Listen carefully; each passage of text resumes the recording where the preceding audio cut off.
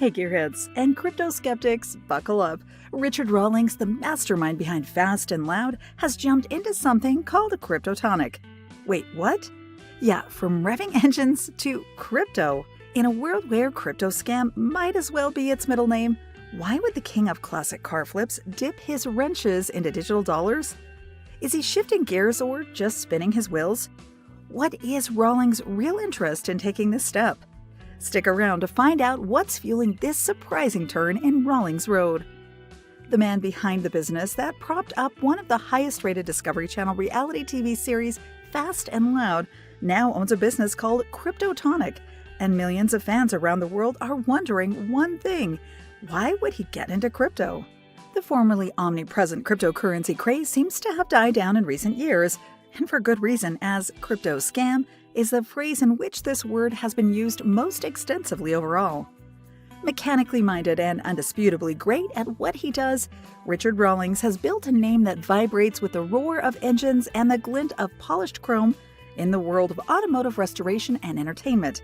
His career is a mosaic of bold ventures and high-octane pursuits, evidenced even by his first few odd jobs, having entered the workforce as a law enforcement officer, firefighter, and paramedic. However, it wasn't long before he shifted gears, recognizing that his true passion lay in the automotive industry. In 1999, he laid down the basics what would become an empire in the automotive world by establishing Lincoln Press, a printing and advertising company. This venture was the fuel that powered his entrepreneurial spirit, but it was just the beginning. He launched Gas Monkey Garage out of Dallas in 2002 and caught the eye of Discovery Channel's producers by revitalizing classic automobiles, often turning rust into gold. It would definitely raise eyebrows if someone like that were to suddenly foray into crypto, as it seems like a massive detour off the beaten path of his automotive empire. The world of cryptocurrency is a digital landscape, a far cry from the tool-in-hand grease and metal that Rawlings has built his life around. Richard's brand is based on the visceral experience of automotive restoration, the smell of gasoline, the feel of a wrench in your hand, the sound of an engine coming to life. His expertise is grounded in the physical world, which is a complete opposite to the ephemeral nature of cryptocurrencies and blockchain technology. The crypto industry is a complex web of intangible assets, where value is often speculative and the market's volatility can make a roller coaster seem like a leisurely drive. In essence, Rawlings suddenly pivoting into crypto could literally be compared to a classic car enthusiast trading in a Mustang for a fleet of virtual race cars. It's a shift from the concrete to the conceptual, from the showroom to the server room. All that's without even considering the bottom of the barrel reputation that thousands of scams and defrauded billions have meshed to conjure up in the mind of just about anyone on the internet nowadays.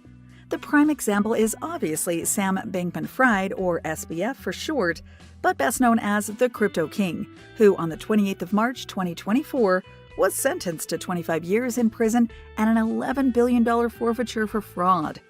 His strategy was a reinvented Ponzi scheme, in which he would use complicated expressions to seem smart and use the money of new investors to pay off old ones at high margins. Once enough so-called profits were evidently made from what he peddles, word got around that there was this amazing new way of making free money by just paying up and waiting a bit.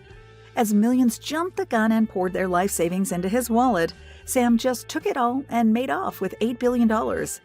Now, the main difference between SBF and most other celebrities who have ever talked about crypto is that the former created his own, while generally it's just about persuading people to invest in a particular cryptocurrency as per contract, and benefiting from either a fixed rate or in dividends depending on how many they can persuade.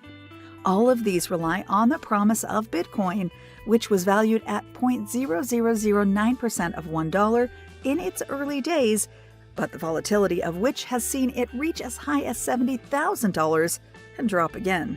So what better way to get someone to trust your product than pay a person they know and respect to market it? Untold billions were scammed out of unsuspecting social media users this way, but prudent celebrities have done well to steer clear of ruining their reputation and sometimes careers, especially in recent years. With all of that said, it appears simply ludicrous for Rawlings to risk everything he built to try and be another SBF, which is exactly why he isn't. Upon closer inspection of Richard's trademark details, it becomes apparent that the crypto part refers to goods made for use in virtual worlds. In this case, drinkware, headwear, clothing and accessories that 3D characters would wear in an artificial environment, such as the Metaverse. Another 2 CRYPTOTONIC trademarks are registered under the Rawlings Holdings LLC name, one selling real-life alcoholic beverages and another offering clothing that represents the brand. Well, one can claim with some confidence that Richard could have chosen a much less confusing name for his real-life and virtual brand. It's far from the case that he's dealing with anything resembling a cryptocurrency. To tell the entire truth, Richard has been expanding to a number of businesses over the last few years, and CRYPTOTONIC is just his January 2022 project. He also registered Tacos and Tires in January 2023, both for organizing automotive-related events and selling merchandise that further promotes the brand. In February 2023, he added the Super Rich Collective to his business portfolio, yet another clothing brand which, unlike the previous 2, offers a wider range of products, even including sunglasses. The main reason that people become confused is because he's yet to develop these names to even a modicum of the reputation that Gas Monkey Garage enjoys, and so CRYPTOTONIC doesn't even have a dedicated website yet, which lends itself to significant puzzlement whenever the name pops up. So Rawlings fans can rest easy, knowing that he's still pursuing the dream of cultivating the most prestigious name in automotive restoration full-time. And even these unrelated pop-ups are expected to be tied to the main brand in the future. What do you think of Rawlings' plans of expansion? Should he stick to what he knows best and is so successful at, or is he rather bored and so taking inherent risks by branching out into totally unrelated businesses, of which he's obviously somewhat less familiar? Please share your thoughts with us. Thank you for spending some time with us.